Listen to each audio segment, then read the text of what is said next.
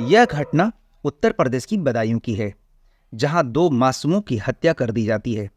हत्या करने वाला व्यक्ति पुलिस की हिरासत से भागने की कोशिश कर रहा होता है, तभी एनकाउंटर में उसकी हत्या कर दी जाती है।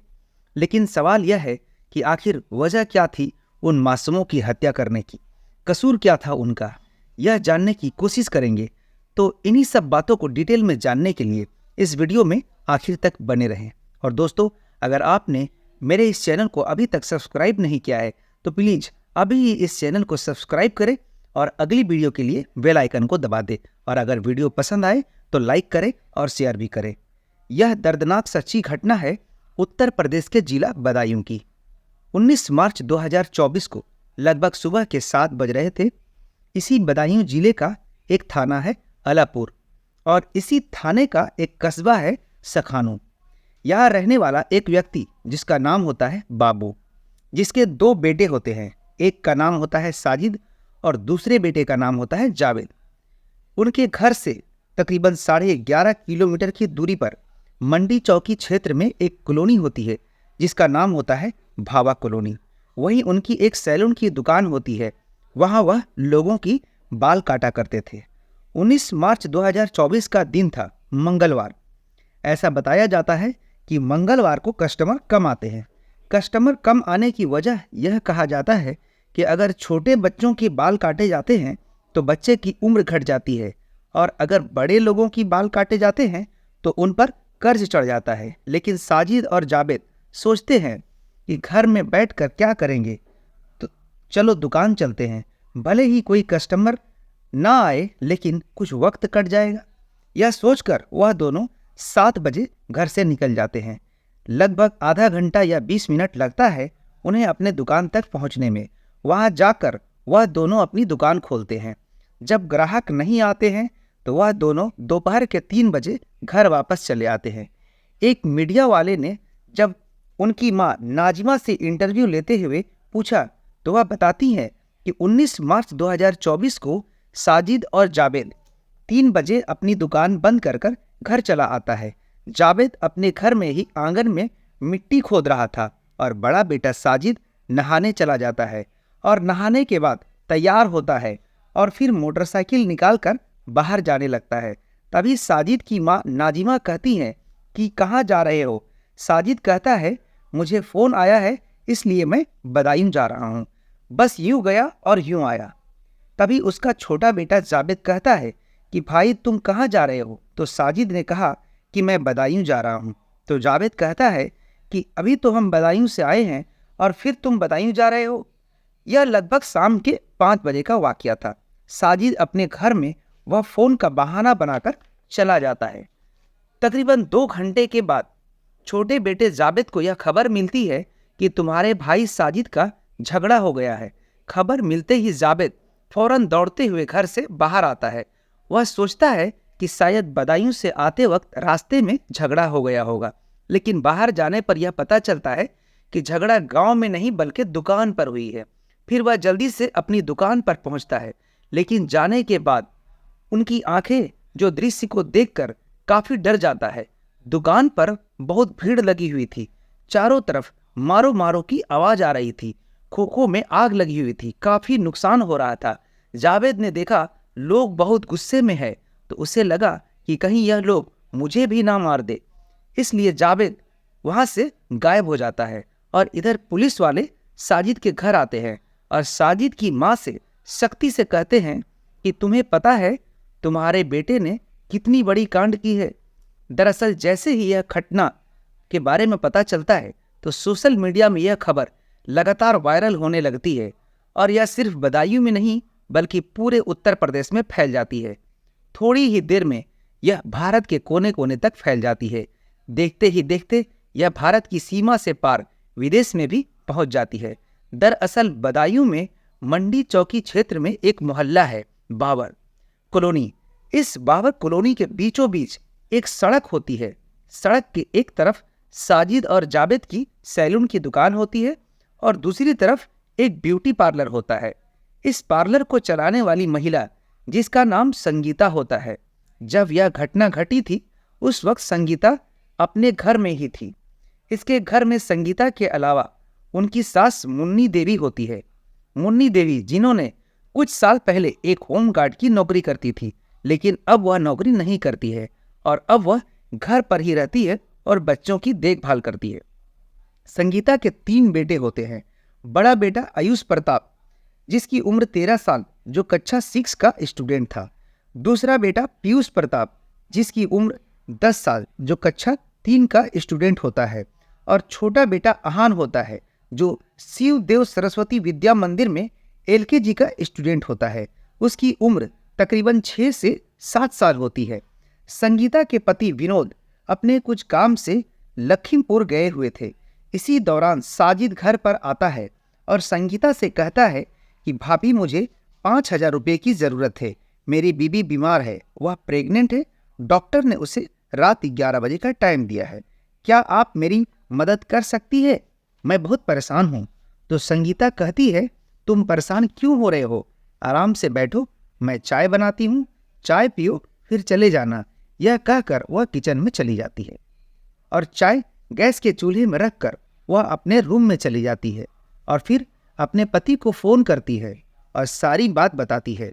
और वह कहती है, क्या मैं उसे पैसे दे दूं? संगीता का पति विनोद कहता है, कोई दिक्कत नहीं है, अगर उसे ज़रूरत है तो पैसे दे दो। तो पैसों का इंतजाम हो जाता है। साजिद हमेशा उन लोगों के घर आया जाया करता था। इस घर से उसके अच्छे ताल्लुकात थे, परिवार वालों से भी अच्छी बातचीत थी, इसलिए संगीता उसके लिए चाय बनाने चली जाती है। तभी साजिद कहता है, मेरा मन बहुत घबरा रहा है, क्या मैं थोड़ा छत के ऊपर टहल कर आऊँ?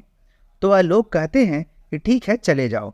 साजिद बच्चों से कहता है, चलो छत पर चलते हैं, थोड़ी देर में वापस आ जाएंगे। और फिर सबसे बड़े वाले बेटे को साथ लेकर चला जाता है और छोटे वाले बेटे को कहता है, बेटा जरा पानी लेकर आना। तो छोटा वाला बेटा आहान पाली नाले के लिए चला जाता है और दूसरा बेटा पीयूष को कहता है कि बेटा मेरे लिए सामने की दुकान से तंबाकू लेकर आना। तो पीयूष तंबाकू लेने के लिए दुकान चला जाता है। अब साजिद संगीता के बड़े बेटे आयुष को लेकर छत पर चला जाता है। किसी ने कोई आवाज़ भी नहीं सुनी और किसी को कुछ पता भी नहीं चला। साजिद अपना काम कर देता है। जब आहान पानी लेकर ऊपर जाता है तो छत पर जो दृश्य उसने देखा था उसके होश उड़ जाते हैं, क्योंकि उसने छत पर अपने बड़े भाई को मरा हुआ देखा और साजिद के हाथ में एक धारदार हथियार था। इस धारदार हथियार से उसने आयुष पर तब तक वार करता है जब तक उसकी प्राण नहीं निकल जाती। चारों तरफ खून फैला हुआ था। जब यह सब उस छोटे से बच्चे आहान ने देखा तो वह भागने की कोशिश करता है, जिसकी उम्र लगभग 6 से 7 साल की होती है। साजिद आहान को पकड़ लेता है और उस पर भी उसी औजार से वार करता है और उसकी भी हत्या कर देता है। और अब वह पीयूष का इंतजार करने लगता है कि कब पीयूष तंबाकू लेकर आएगा तो उसकी भी हत्या कर देगा। तभी पीयूष ऊपर आ जाता है और पीयूष जब छत का मंजर देखता है तो वह भागने लगता है। तभी साजिद उसे पकड़ता है, लेकिन पीयूष उसे धक्का देकर भाग जाता है। पीयूष के हाथ में छोटी सी चोट लग जाती है, लेकिन वह भागने में कामयाब हो जाता है और घबराते हुए अपनी दादी से कुछ कहने लगता है। लेकिन वह कहने की कोशिश करता है, पर घबराहट के मारे वह कुछ नहीं कह पाता है। इससे पहले कि उसकी दादी और संगीता कुछ समझ पाती, इतने में साजिद वहां आ जाता है।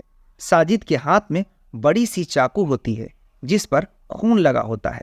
इससे पहले कि साजिद किसी और पर हमला करता, उससे पहले संगीता की सास मुन्नी देवी जोर जोर से चिल्लाने लगती है और मौका पाते ही दरवाजा बंद कर लेती है और सारे लोग बाहर चले जाते हैं। अब साजिद घर के अंदर फंस चुका था, वहां से भागने का कोई दूसरा रास्ता नहीं था। मुन्नी देवी और संगीता की आवाज़ सुनकर आसपास के लोग संगीता के घर की तरफ भागते हैं। फिर पुलिस को खबर दी जाती है। फौरन ही पुलिस मौके पर आ जाती है। जब पुलिस अंदर जाती है तो देखी कि साजिद के हाथ में एक धारदार हथियार है और छत पे 2 मासूम बच्चों की लाश। साजिद को गिरफ्तार कर लिया जाता है और साजिद को गिरफ्तार कर पुलिस अपने साथ ले जाती है और घर के मौजूद मुन्नी देवी और संगीता का बयान लेती है। अब जैसे जैसे यह खबर फैलती है कि बाल काटने वाले साजिद ने 2 मासूम बच्चों की हत्या कर दी है, तो लोगों का खून खौल जाता है। सब लोग यह जानना चाहते हैं कि आखिर इन मासूम बच्चों की हत्या क्यों की गई। अब वहां की हालत बिगड़ती चली जा रही थी। धरना प्रदर्शन शुरू हो जाता है, भीड़ बढ़ने लगती है। अब नाके पर पुलिस आती है और पता चलता है कि 9:30 पर साजिद का एनकाउंटर कर दिया गया है। एनकाउंटर की खबर सुनने के बाद लोगों को ऐसा लगता है कि पुलिस ने अपना काम कर दिया है, लेकिन लोग ये भी जानना चाहते हैं कि एनकाउंटर कैसे हुई। तभी पुलिस बताती है कि साजिद पुलिस को चकमा देकर भागने की कोशिश कर रहा था और उसी बीच पुलिस उसके ऊपर 2 गोली चलाती है। एक गोली साजिद के सीने में लग जाती है और दूसरा उसके पेट में। मौके पर ही साजिद की मौत हो जाती है। अब यह सोशल मीडिया में तेजी से फैल रही थी। सब यह जानना चाहते थे कि आखिर हत्या क्यों की गई, हत्या की वजह क्या थी। जब पुलिस आसपास के लोगों से पूछती है कि क्या उसका भाई जावेद भी यहाँ साथ आया था, तब लोग बताते हैं कि नहीं, जावेद तो साथ नहीं आया था, लेकिन घर वाले कहते हैं कि जावेद यहाँ आया था। अब पुलिस जावेद की तलाश कर रही है। कहा जा रहा है कि इस पूरे मामले में जावेद भी शामिल था, लेकिन हत्या करने में साजिद अकेले ही आया था। अब मीडिया वाले और पुलिस विनोद से पूछती है कि तुम साजिद को कैसे जानते थे। वह बताते हैं कि उसे जानता जरूर था, लेकिन मेरी उससे कोई दुश्मनी नहीं थी और आखिर उसने ऐसा काम क्यों किया इस बारे में मुझे कोई जानकारी नहीं है। तभी मीडिया वाले बात करते करते साजिद की पत्नी, जिसका नाम सना होता है, सना तक पहुंच जाती है और पूछती है, क्या तुम बीमार हो, क्या तुम प्रेग्नेंट हो। तो सना कहती है कि नहीं, मैं प्रेग्नेंट नहीं हूँ। पुलिस के सामने एक और बात आती है कि साजिद का बच्चा होते ही मर जाया करता था या फिर गर्भ में ही मर जाता था। तो लोग यह भी अंदाजा लगाते हैं कि यह कोई तंत्र मंत्र का चक्कर तो नहीं।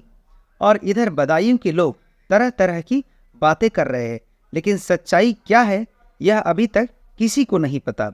इधर पुलिस बहुत ही ईमानदारी से अपने काम तरीके से कर रही है और बहुत जल्द ही शायद उसका भाई जावेद पकड़ा जाए ताकि कोई सच्चाई सामने आ सके।